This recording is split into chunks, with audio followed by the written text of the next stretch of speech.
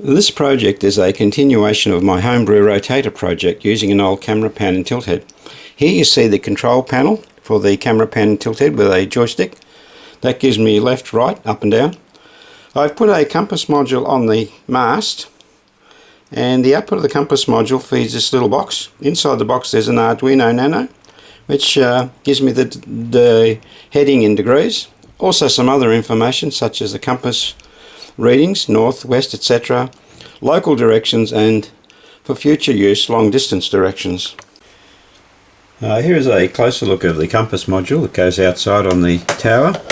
It's fed by a little connector, a 5-pin microphone type connector, shielded. These connectors are made of brass, so there's no magnetic material near the sensor.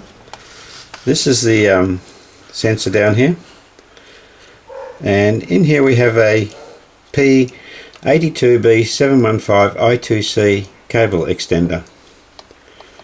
This is the remote end. You need one of these cable extenders at both ends.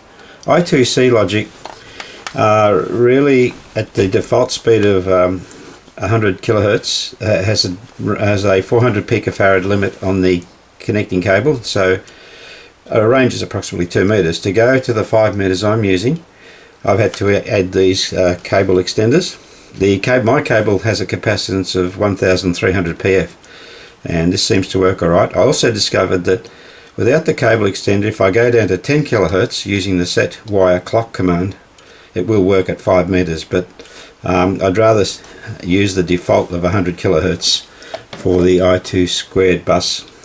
So here's a closer look at the circuit board with the P82B715 chip on it. It's a dual inline version of that chip, a bit easier to handle. And over here we have the compass module.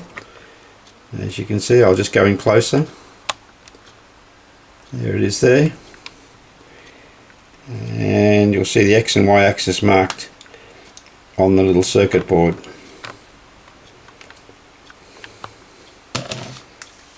So here's a view of the compass rotating. As you can see here, moving slowly. It's 1 full revolution takes 1 minute, 60 seconds for 360 degrees. Now coming around, and it'll stop here. We've got limit switches on the bottom of the rotator. There are 2 limit switches. It misses out at about 10 degrees, maybe a little bit less.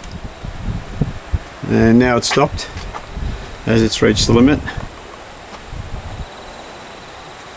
So I've set the limit so it points roughly southeast, a little bit around southeast.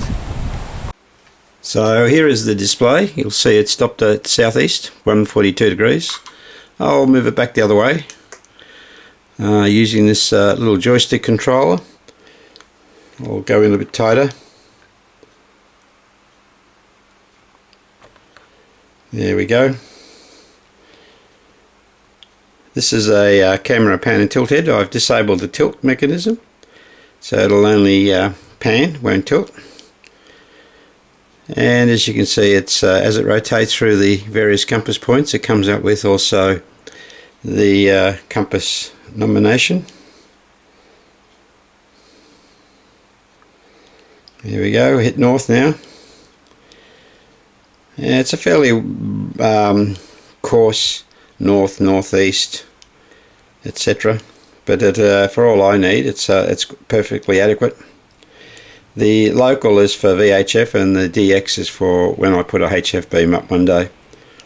So that's been programmed into the software. And we're back to the southeast from the other direction. There's a couple of degrees backlash on the actual mast itself, so you'll see the number vary slightly, and there's also a little bit of jitter on the actual compass reading. If I do a reset, I'll show you the reset again. It does remember the last settings, and there we go, pretty close. And it settles between about 42 and 46 maybe, northeast.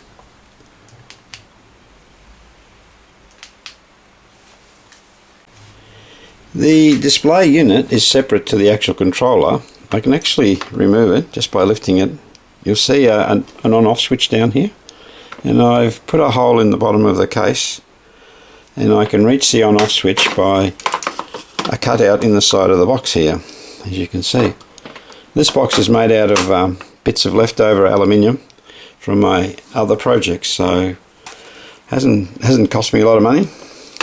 On this side of the box we have the adjustments for the LCD, brightness and contrast, and on the rear we have the software access for the Arduino Nano, 12 volt power, which actually comes from this unit. There's a small transformer in there, and the 6-pin 5-pin lead, high quality cable that was taken from a mobile phone extension in a car.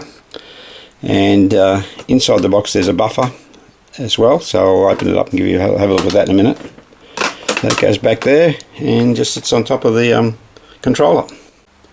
Here's a quick look inside the little box. I've taken the back cover off so we can have a bit of a look.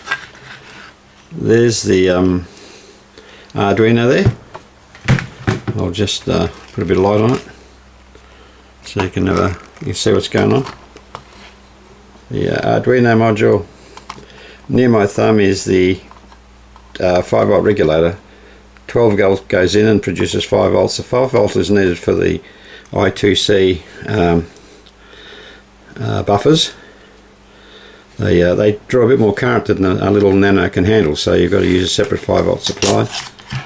Down here we have the buffer down there, and I'll zoom in on that one.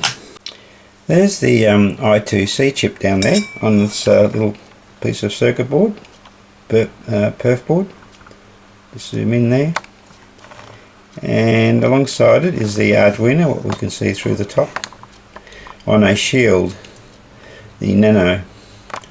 That's the little shield I'm using, and over here is the 5 volt regulator. And here's a look at the rear again. Put a bit of light in there.